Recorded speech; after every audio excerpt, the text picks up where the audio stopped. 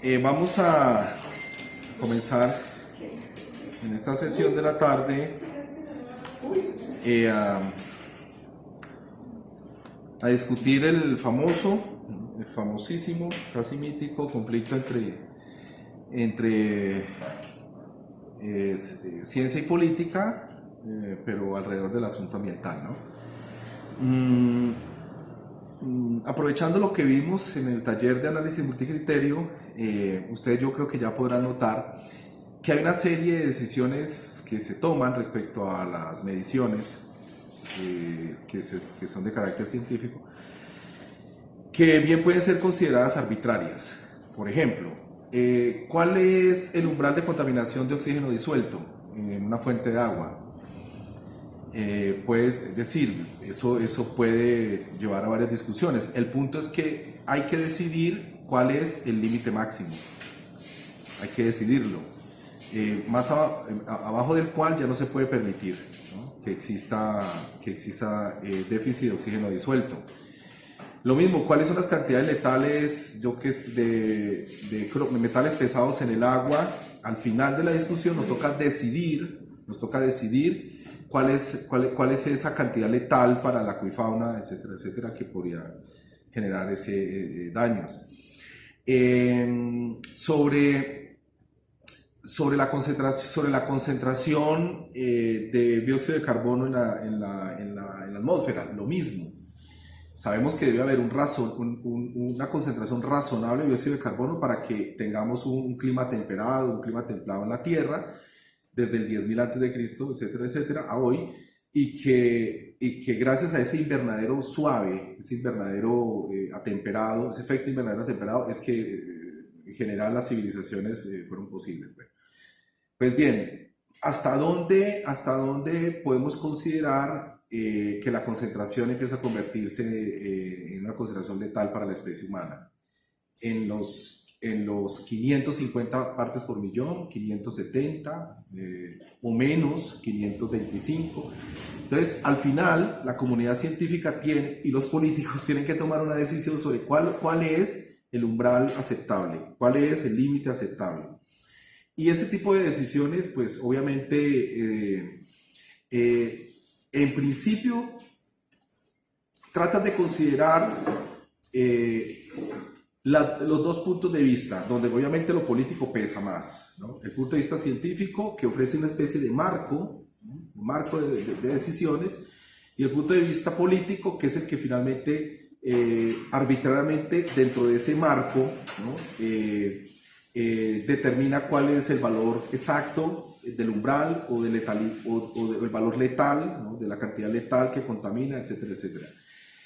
Esto es lo que en términos generales ha ocurrido. No obstante, en los hechos, los procesos de contaminación o de emisiones de GEI, de gases de efecto invernadero, etcétera, etcétera, tengan una dinámica distinta, no se ajusten a estos rangos que se imponen, o sencillamente no se considere esos umbrales de contaminación como unos umbrales a respetar, ¿no? Eso es otra cosa, ¿no? Pero en general, lo que les quiero advertir es que a la hora de tomar decisiones en este conflicto entre el político y el científico, al final lo único que tenemos es una decisión arbitraria dentro de un marco de razonamientos científicos. Eso es lo que... Y que en la realidad concreta, esa decisión, como ese marco de explicaciones científicas que definirían distintas opciones al respecto, pues muchas veces ni se tiene en cuenta, ¿no? Muchas veces ni se considera. Otro ejemplo, ¿cuál es la cantidad deseable de materia orgánica en el suelo? ¿Vale? 8%, 10%, 12%, 14% o 4%. Es muy difícil establecer, por ejemplo, ese tipo de cantidad de límites mínimos. ¿Cuál es la cantidad deseable de microfauna o de bacterias en el suelo, benéficas, etcétera, etcétera? Fíjense que allí también tenemos... ¿Cuál es la diversidad deseable en un ecosistema? Empezamos a tener también un gran conflicto entre políticos y científicos. ¿Cuál es Por ejemplo, la población mínima, que debe haber en un ecosistema de una especie para que esta especie no colapse. Debe haber una población mínima viable. Bueno, ¿quién la determina? ¿No? Desde hace muchas décadas se está tratando de definir esos límites, y no es fácil. Entonces, hace parte de una gran discusión que no ha sido resuelta. Bueno, ¿y por qué, en el fondo, qué es lo que sucede a nivel epistemológico, por decirlo de alguna manera? ¿Qué es lo que sucede, no? Pues que sencillamente la realidad es inconmensurable en muchos sentidos. Eso es lo que sucede. O sea, que el lenguaje que prescribe o regula o trata de predecir los hechos, no puede en ninguna manera pretender conmensurarlos todos. O sea, ser el reflejo directo, como una especie de espejo de lo que sucede en la realidad, ¿no? Esa adecuación finísima entre el lenguaje y la realidad externa, o la realidad endomaterial y la realidad exomaterial, esa correspondencia, por ejemplo, como si fuera una especie de conjunto biyectivo, ¿no? Esa correspondencia uno a uno es absolutamente imposible. O sea, no podemos mensurar, o sea, medir, no podemos verbalizar, no podemos cuantificar, etcétera, de manera exhaustiva en su totalidad los hechos exomateriales o de afuera. E incluso muchas experiencias internas que tienen que ver con la imaginación, la conciencia, la memoria, las emociones y demás, eso tampoco lo podemos mensurar, tampoco lo podemos medir de forma satisfactoria. No existe una especie de gran conciencia que logre el reflejo absoluto de todas las experiencias internas, a través del lenguaje, a través de la matemática, los modelos psicométricos. No se puede, es muy difícil. ¿Por qué? Porque, bueno, así es nuestra naturaleza, ¿no? De nuevo, porque es nuestra naturaleza. Es decir, tenemos una especie de deficiencia, no somos dioses, ¿no? Por decirlo de otra manera. No nos es dado la capacidad de obtener un registro total de lo real. Vamos a poner ejemplos un poco más extremos. Si ustedes tratan de medir un número irracional, recuerden el raíz de 2, ¿no? Si ustedes siempre van a encontrar que la cantidad al medirla se mueve, dicho gráficamente se mueve, pues porque como la sucesión de números es irregular, totalmente irregular, entonces ustedes no sabrían exactamente cómo medir. Pues esa misma experiencia la que ustedes tienen respecto a todo tipo de lenguaje, incluyendo el lenguaje de las ciencias sociales y por supuesto el lenguaje de las ciencias físicas o matemáticas. Tenemos ese problema, es inconmensurable. Otro ejemplo, si ustedes ponen el gravímetro acá, el que te permite medir a 6 dígitos la gravedad en un punto, bueno, les da una cantidad, pero luego lo ponen allá y muy seguramente les da otra cantidad. Es decir, y cierra en 6 dígitos. Ustedes hacen el gravímetro mucho más sensible, se van a encontrar con que la medición en el punto inicial puede variar. No existe una medición que sea exhaustiva, no existe, y siempre la medida debe cerrar en números racionales, ¿no? O sea, ustedes no pueden obtener una medida de número irracional, y esas medidas en números racionales son también grandes redondeos, grandes aproximaciones. En fin, de manera gráfica, es como ustedes estar tratando de enterrar una puntilla. O sea, el lenguaje lo que hace es este efecto, es como tratar de producir una deformación, ¿no?, en lo real, una especie de aproximación en lo real, forzando los hechos, ¿no? O como cuando ustedes ponen una cuña, ¿no? Cuando ponen una cuña, lo que están haciendo es de alguna manera forzar a que el objeto que va a ser acuñado pues se corresponda a la cuña. Eso es en términos muy esquemáticos lo que sucede con nuestro lenguaje, está forzando permanentemente los hechos. En últimas, es como una pinza, ¿no? Es como es una pinza que nos permite coger cosas o señalar cosas para que los demás tengan unas coordenadas y pues sepan moverse, ¿no? Sepan a qué yo me estoy refiriendo. Eso es en términos generales lo que sucede y hace parte de nuestra dotación o nuestro déficit, ¿no? Por llamarlo de alguna manera, a la hora de hacer cogniciones, ¿no? A la hora de conocer la realidad. Entonces, eso es importante que lo tengamos muy presente.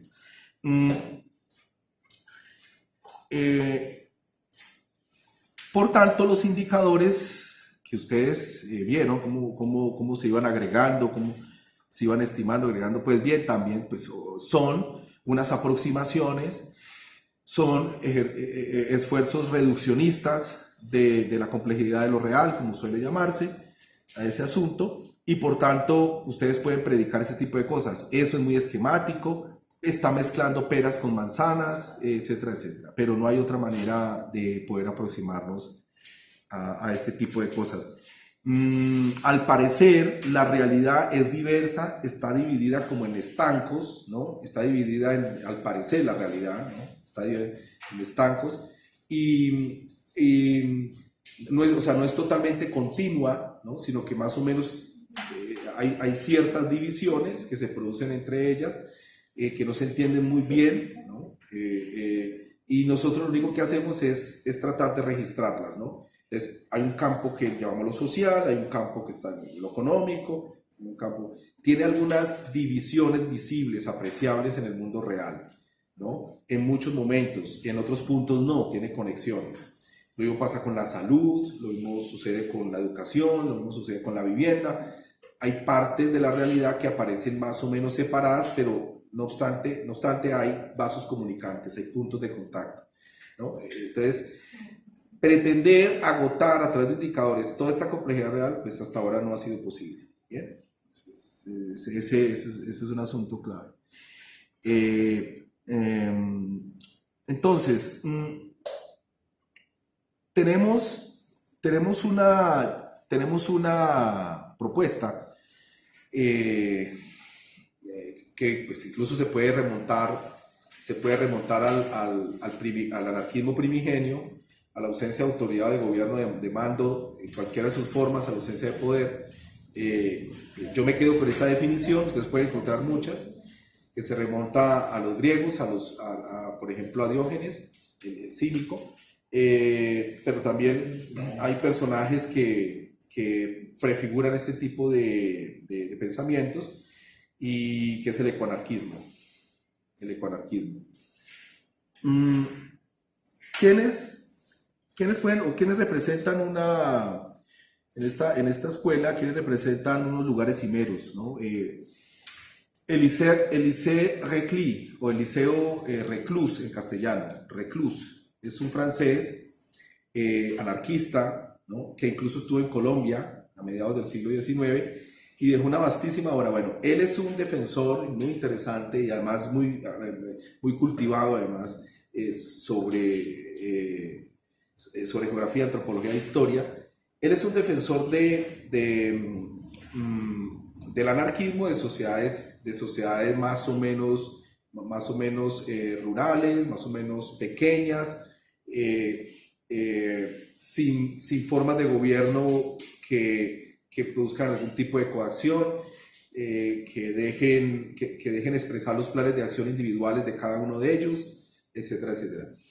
Por ejemplo, él tiene unas valoraciones muy vividas sobre cómo vivían las antiguas comunidades indígenas de La Guajira. Él estuvo en esos lugares e hizo unas etnografías muy bellas, entre otras, ¿no? Si ustedes leen, por ejemplo, esas memorias, esos diarios de viaje, pues van a encontrar que más o menos esa es su aspiración, ¿no?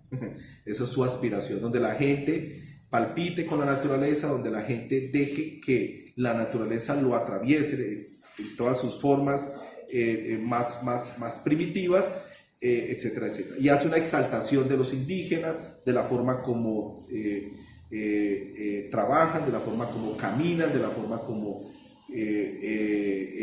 enamoran. Es decir, curiosamente Reclus está haciendo en su propuesta anarquista, está haciendo una recordación muy, muy profunda de esas experiencias en La Guajira, ¿no? Y recuerden que él influenció todo el movimiento anarquista mundial, todo.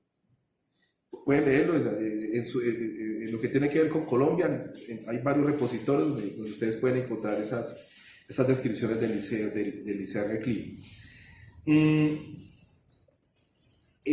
Por supuesto, los viejos anarquistas, como Proudhon, Kropotkin, es decir, los viejos anarquistas también hicieron aportaciones, es decir, también inspiraron el ecoanarquismo. Esos son más, pero el que tiene un referente muy, muy, muy sólido en esta larga historia es el Liceo Reclí, o el Liceo Reclí. Bueno, hay un personaje, un personaje norteamericano muy interesante de apellido Bucky. Es quizás el ecoanarquista más reputado, ¿no? Más citado, etcétera, incluso, ¿no? Y dejó una vasta obra sobre este asunto. Es una especie de utopía ambientalista, ¿no? Lo que él propone. Recoge elementos de Lewis Mumford. ¿Recuerda cuando vimos Lewis Mumford en una de las sesiones anteriores? Recoge elementos pero va mucho más allá, porque él introduce en asuntos políticos, ¿no? De cómo sería una civilización distinta a la que tenemos. Claro, y en su propuesta, para resumir rápidamente, propone una confederación de municipios a nivel de planeta. O sea, el planeta no podría estar o no debe estar organizado en naciones estatales, como está, sino que a lo más se debe permitir divisiones en unidades políticas a nivel de municipios. Y todos esos municipios deben estar coaligados de alguna manera en una confederación. Confederación quiere decir de que no hay una autoridad por encima de los demás, sino que tú a tú conversan, dialogan y toman decisiones que tengan que ver asuntos que afecten a todos los municipios. Es una confederación planetaria de municipios, es una idea ecoanarquista muy interesante. Él tampoco explicó muy bien en detalle, ¿no?, cómo deben funcionar muchos temas, con libre movilidad entre ellos, eso es muy clave, muy fundamental. Pero bueno, es la propuesta, porque con esas unidades políticas no se le da incentivos a que se produzcan concentraciones excesivas de poder, ¿no? Entonces, ese tipo de cosas él las está previendo. Y hay obviamente un componente paisajístico muy potente, agrícola, dentro de la ciudad, también muy importante. Las ciudades deben achicarse, deben ser a lo más ciudades intermedias, pequeñas, intermedias, con todos los estándares ambientales del caso. Se tiene que desarrollar una gimnástica social, o sea, es decir, en la que uno recorra el campo, en la que uno recorra los parques, en la que uno entre en contacto con la naturaleza, ¿no? O sea, biofilia es el elemento central en su propuesta. No zoofilia, biofilia, ¿no? Amar, conectarse con la vida, con la naturaleza, ¿no? Eso es el espíritu que atraviesa toda su obra, ¿no? Una especie de biofilia. Bien, y está la otra propuesta que no deja de ser una apuesta utópica, pero considera elementos más realistas que la de Bucky, y es la propuesta ecosocialista. El ecosocialismo, bueno, se considera que tiene antecedentes en Walter Benjamin,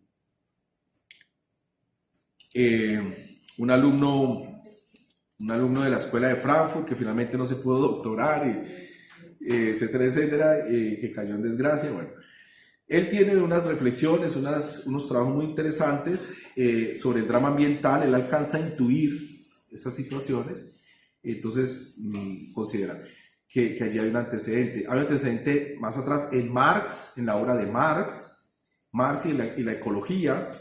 Desde los 90 se están haciendo documentos respecto al asunto, pero Marx no tocó de frente el problema, ¿no? Él lo mencionó en uno que otro momento en el primer tomo del Capital, quedaba claro. Engels, en cambio, sí fue un poco más detallado, ¿no? Trató el asunto de manera un poco más de frente, ¿no? Sobre todo la contaminación ambiental producida por las ciudades, ¿no? Ese es un asunto que él trató de entenderlo mucho mejor. Pero bueno, el caso es que la estructura de la obra del Capital da, el materialismo histórico de Marx da para ecologizarlo. O sea, contiene elementos que permiten introducir la ecología. Entonces, bueno, pues allí se hacen teorizaciones muy interesantes, donde explican que efectivamente la fuente de riqueza no solamente es el trabajo, en Marx, sino que hay otra fuente primigenia que es la tierra o la naturaleza. Esa es como la gran tesis. No se puede perder de vista que hay otra fuente originaria, además del trabajo, que corresponde a la tierra, ¿no? Y que eso le da eso le imprime una suerte de lógica, ¿no? De lógica limitante, ¿no? Le impone un marco limitante al capitalismo. Bueno, y de allí pues desarrollan todos sus trabajos. Hay teóricos muy importantes, Levy o Lewy, es una persona que ha trabajado mucho ese tema.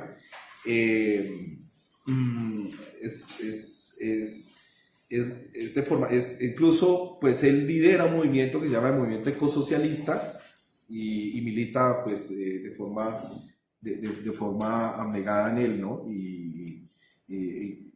Incluso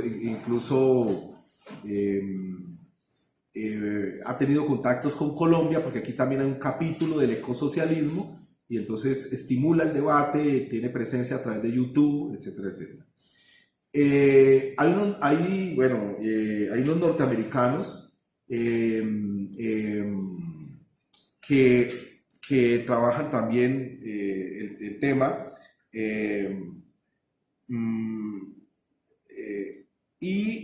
y que de alguna manera sistematizaron el marxismo ecológico, ¿no?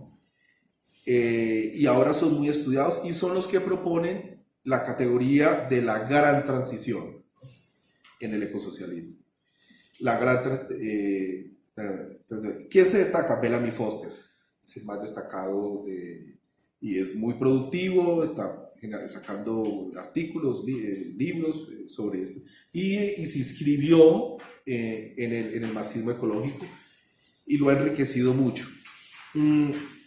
La obra de él ya está al castellano, muchos libros ya están al castellano, entonces allí lo pueden revisar, pero también hay muchas cosas en inglés y también traducidas, entonces allí lo pueden trabajar. ¿Qué propone la gran transición? Bueno, más o menos propone pues transitar del capitalismo al ecosocialismo. Y que en ese proceso de transición pues debe solventarse el problema de la sostenibilidad ambiental, ¿no? Poco a poco, progresivamente. El problema de la alta concentración de la riqueza en pocas manos también debe resolverse. Debe atacarse, ¿no? Resolverse todos los problemas de conflictividad social relacionados con las múltiples violencias que hay en el mundo, etc. Pero bueno, obviamente el eje central de todo esto tiene que ver con la conservación de los recursos o la conservación de la naturaleza, y para ello hay que conjurar el capitalismo, ¿no? Entonces, a través de un proceso de transición. Hace unos diseños de estados, ¿no? Más o menos pone intuiciones, ¿no? Sobre cómo deberíamos de nuevo asumir el tema de la configuración de los estados, cómo los estados deberían tratar el asunto y comunicarse, ¿no?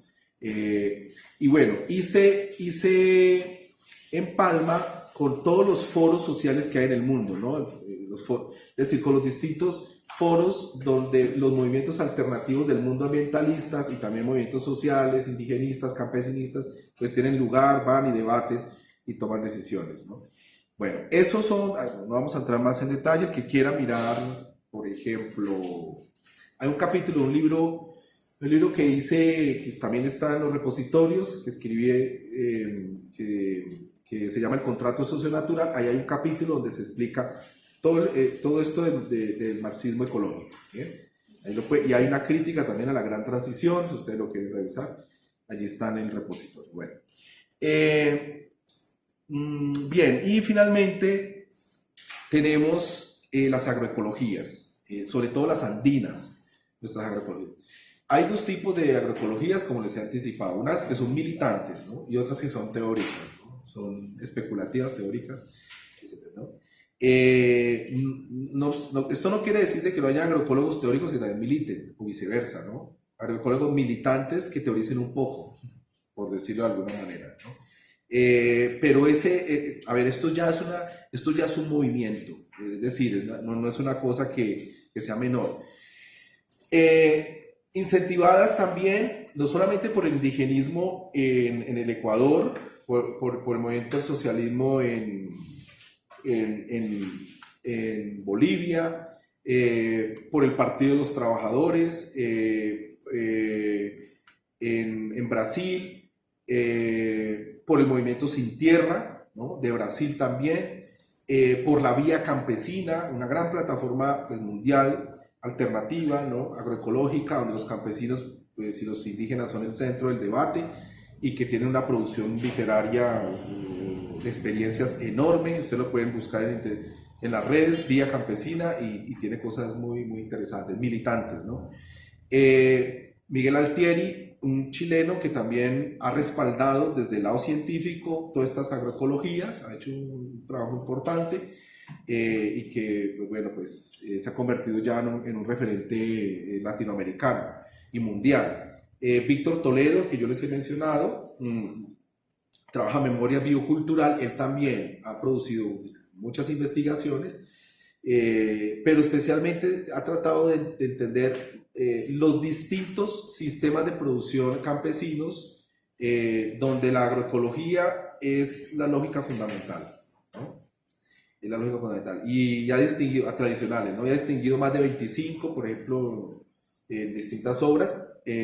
Ha diferenciado, ha explicado su funcionamiento, los ha categorizado. Entonces, o sea, ha hecho aportes muy, muy claves sobre el funcionamiento de estos agrosistemas en lógicas agroecológicas muy tradicionales.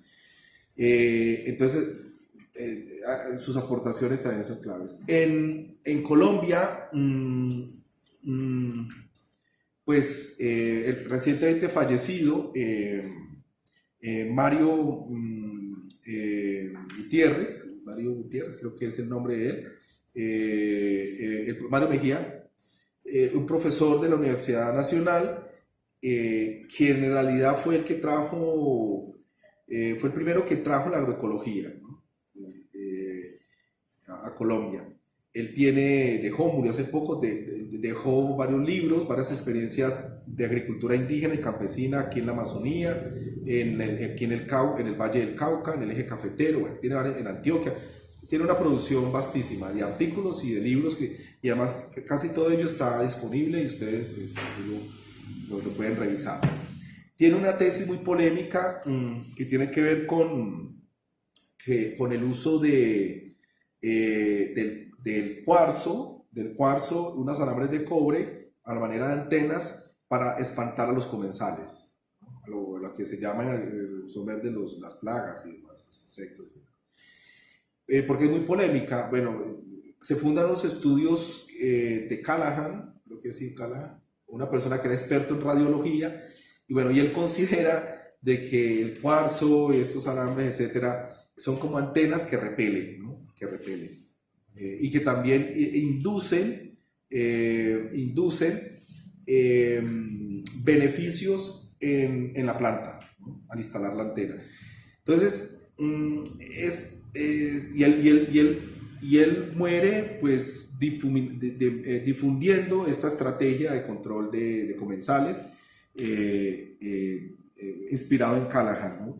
Esto todavía está por probarse, está por someterse a más controles experimentales, en la medida en que no se entiende muy bien cómo funciona, o sea, físicamente cómo es que está funcionando sus famosas antenas, ¿no? Que repelen los comensales o los insectos. Pero bueno, es producción local, producción en Colombia que hay que considerar, hay que revisar para criticar o para enriquecer, ¿no? Ustedes lo quieran ver. Aquí en la Universidad del Tolima se tuvo una persona que es el típico militante ecologista o ambientalista, que fue Gonzalo Palomino. Él desde los años 70 estaba produciendo un boletín SOS que mencionaba asuntos ambientales, ¿no? Hacía denuncias sobre estos asuntos, y que perduró durante muchos años, y formó obviamente a varias generaciones de ambientalistas y de ecólogos, ¿no? Muchas generaciones fueron formadas por él. Y en Latinoamérica es un referente, ¿no? Es un referente porque es de las primeras personas que también empieza a militar alrededor de esto, junto pues obviamente con Mario Mejía, ¿no? Eso también hay que recordarlo. Mario Mejía estuvo aquí de profesor, hay que decirlo, de profesor en la Universidad del Tolima, en la época en que él estaba afiliado a la Revolución Verde, ¿no? En esa época, aunque ya estaba transitando, estaba cuestionando los esquemas de productivos, ¿no? De la Revolución Verde. Bien, entonces, esto es rápidamente lo que ustedes en esta teoría de la planeación general, ¿no? Territorial ambiental deben saber a grandes rasgos sobre estas militancias agroecológicas. Estos son los referentes que se pueden conocer. Hay una suerte de experiencias, pero ya muy actuales, ¿no? Que tienen que ver con agricultura urbana, que en Medellín, en Bogotá, bueno, en Manizales ha tenido mucha ascendencia en la comunidad.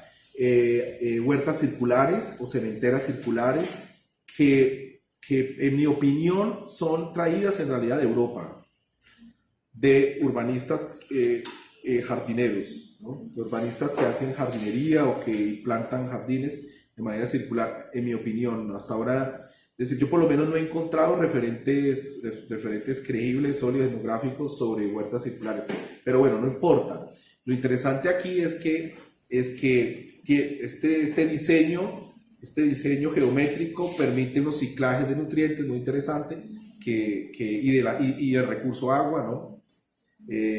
Más otras virtudes, ¿no? que tiene que ver con el manejo de comensales y demás. Entonces, bueno, eso se está propagando poco a poco, lentamente, en distintos lugares del país. En el sur del Tolima ya han empezado a hacer cosas interesantes, en Coyaima, por ejemplo, alrededor de estas experiencias de huertas circulares. Entonces, hay otro muy tímido, ¿no? Otro movimiento agroecológico que se está impulsando también en el país, que gira alrededor de los calendarios agrícolas. Calendarios de agricultura tradicional, ¿no? ¿Qué quiere decir eso? Que se está tratando de rescatar todo el saber práctico del campesino para manejar sus cultivos de café, pero combinarlos, una cantidad importante de sistemas productivos, combinarlos de tal suerte que le asegure más o menos en el año unas rentas básicas, una provisión de alimentos segura, posibilidades de ahorrar incluso, y eso está perfectamente conectado con una serie de conocimientos que tienen que ver con los ciclos de la luna, que tienen que ver con el comportamiento de ciertos insectos, por ejemplo, que tiene que ver con el comportamiento de las hormigas también. Es decir, ellos aprenden de manera propia, autodidacta, o bueno, autodidacta no, en contacto directo con esto, aprenden etología. O sea, es una etología popular. Entonces, aprenden y esas señales las saben leer. Y esas señales les permite tomar decisiones en los procesos productivos, en sus arreglos agroforestales, en las fincas, ¿no? Eso se está estudiando y se está tratando de racionalizar, de explicar a través de calendarios agrícolas. Y efectivamente se ha encontrado que muchas regiones los calendarios agrícolas campesinos cambian, ¿no? De un lugar a otro, cambian. Sus prácticas tienen variaciones, sus maneras de entender el entorno de los comensales o el entorno de los mamíferos pequeños, los roedores sobre todo, es decir, están tratando de entender esto, ¿no? Eso son las últimas cosas, por ejemplo, que estamos haciendo en Cundinamarca, Boyacá, Tolima, a través de tesis de investigación y maestría. Incluso hay calendarios agropecuarios. Se está tratando de estudiar el comportamiento, por ejemplo, de los caprinos y ovinos tradicionalmente instalados en el sur del Tolima, y los están tratando de comprender a través de unos calendarios agropecuarios, ¿no?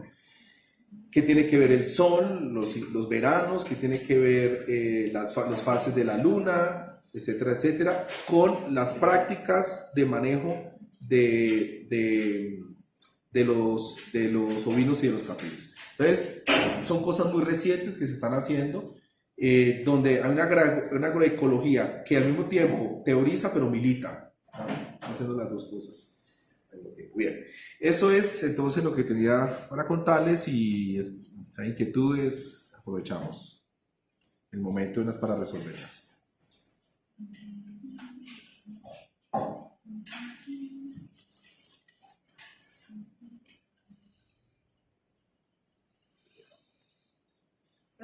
Sí. Ahora que se estaba nombrando a Mario Mejía y a Gonzalo Palomino, en el pregrado yo hice un trabajo de antecedentes históricos de la formación ambiental en la Universidad de Tolima, y dentro de eso, o sea, nosotros hicimos unas entrevistas con él, y dentro de esas entrevistas tuvimos la posibilidad de hacerlo con Mario Mejía, pero vía correo electrónico, porque con él no nos pudimos contactar. Pero yo no sabía que ya se había muerto, ¿sí? Y nosotros vamos a sacar el libro porque él nos escribió una reseña que él hizo del proceso de la agroecología, porque acá en la Universidad de Tolima se considera como el padre de la agroecología, o eso fue lo que encontramos dentro de la literatura. Y pues con Gonzalo Palomino sí alcanzamos a tener la entrevista. Entonces pues ese dato sí no sabía de Mario Mejía. Sí, él murió hace poco, hace como 2-3 meses. Incluso lo íbamos a traer a inaugurar una cátedra y no se pudo. Murió antes. Mario Mejía. Palomino sí murió antes, hace unos 3-4 años, no sé si 3-4 años. Bueno, incluso Palomino, cuando yo llegué a la universidad, recién llegado a la universidad como profesor de planta, fue muy duro, fue muy crítico conmigo y me dijo, pero usted todavía cree en ese cuento del desarrollo sostenible, así de entrada me fue diciendo, ¿no? Yo en ese momento estaba cuestionándolo, pero no tenía tan claro cómo cuestionarlo, ¿no? Él en ese momento ya tenía pues rudimentos, elementos muy sólidos, ¿no? Para confrontarme sobre ello, ¿no? Sobre el desarrollo sostenible. Porque en parte esas ciencias aplicadas o esas interdisciplinas están envueltas de muchos tecnicismos, de mucha econometría, de mucha estadística, etcétera, etcétera, que encubren en realidad lo que está pasando por dentro, ¿no? Entonces, solamente estudiando, criticando, uno empieza a ver el panorama mucho más amplio. ¿Qué otra inquietud? ¿En dónde cabe el ecofeminismo? Bueno, el ecofeminismo, curiosamente en Colombia no ha tenido fuerza. Yo en principio consideré que iba a lograr prosperar. El feminismo sí, de primera, segunda, tercera, incluso cuarta generación, uno nota que está penetrando, pero el ecofeminismo veo que es poco, ¿no? A ver, ¿recuerdan a Sheila Collins? ¿Quién le toca a Sheila Collins? ¿Alguien a quién le toca? Bueno, y otros, ¿no? Y otras autoras muy potentes que Bandana Chiva, por ejemplo, aporta de manera importante. La tesis central, bueno, Van Choffen, una investigadora que trabaja temas de antropología y arqueología, también es muy importante. O sea, voy a resumir de manera muy condensada esto. Antes de la invención de la agricultura, cuando llegó el trabajo duro, la disciplina, la coacción y la represión, literalmente mandaban las mujeres. Mandaban las mujeres. O sea, las mujeres gobernaban, ¿no? Y había una especie de gran mujer, una Venus negra, ¿no? En África, de alguna manera proveedora, surtidora de bienes, de bienestar, etcétera, etcétera, que garantizaba cierta paz, ¿no? En el clan o en la tribu. Y esa forma de gobernar, donde había una especie de matriarca bondadosa, ¿no? Etcétera, etcétera, fue lo que destruyó el patriarcalismo. Lo destruyó. Cuando llega la agricultura, inventa las ciudades, impone los estados y relega a la mujer. Entonces, el patriarca sustituye este reinado, ¿no? Este reinado de las mujeres, de una suerte de mujer, ¿no? Ancestral africana que era capaz de proveer bienestar, ¿no? Asegurar y proveer bienestar y paz. Entonces, eso queda relegado y empieza una época de conflictos, de polémicas, de agonística, ¿no? Confrontación permanente. ¿Qué es la democracia? ¿No? Pues es conflicto. ¿Qué es la política? Pues el arte de administrar intereses en una ciudad, pero conflictivos, ¿no? ¿Qué es el Estado? Pues es una banda de ladrones que se coaligan para poder robar a la gente. Es decir, que, etcétera, etcétera, etcétera. Entonces, claro, al menos, la justificación teórica que hace es muy interesante, ¿no? Respecto al tema. Entonces, hemos alienado la naturaleza, hemos desencantado la naturaleza, la hemos usado como si fuera un instrumento, un objeto externo a nosotros de manera utilitaria, etcétera, etcétera. No era ese útero materno, no era ese lugar donde podíamos vivir o bien como sedentarios o bien como seminómadas de manera pacífica o tranquila. Entonces, esta forma muy esquemática de presentarles el asunto ha influenciado todo el ecofeminismo, ¿no? Y tiene, bueno, hay razones antropológicas también interesantes que hay que considerar, muy fuertes en lo que plantean. Y eso, por ejemplo, alimentó otra versión de la ecología que se llama la ecocrítica, ¿no? También eso lo alimentó. ¿Qué es? El marxismo de la escuela de Frankfurt, ¿no? Que se fusionó con la ecología militante, ¿no? Allí también, es decir, allí también ha logrado penetrar el ecofeminismo de manera importante. ¿Por qué? Porque en la ecocrítica lo que sucede al final de las cosas es que hubo un desencantamiento de la naturaleza. Y al matar a la madre, a la madre africana, a la gran madre ancestral, lo que hemos hecho es, en realidad en ese primer acto, es producir el primer desencantamiento de la naturaleza. Bueno, entonces siguen más explicaciones al respecto. ¿Otra inquietud?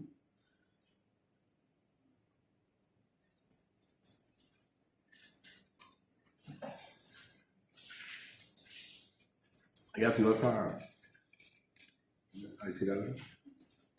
No, bueno, entonces les dejamos así y hacemos otro ejercicio.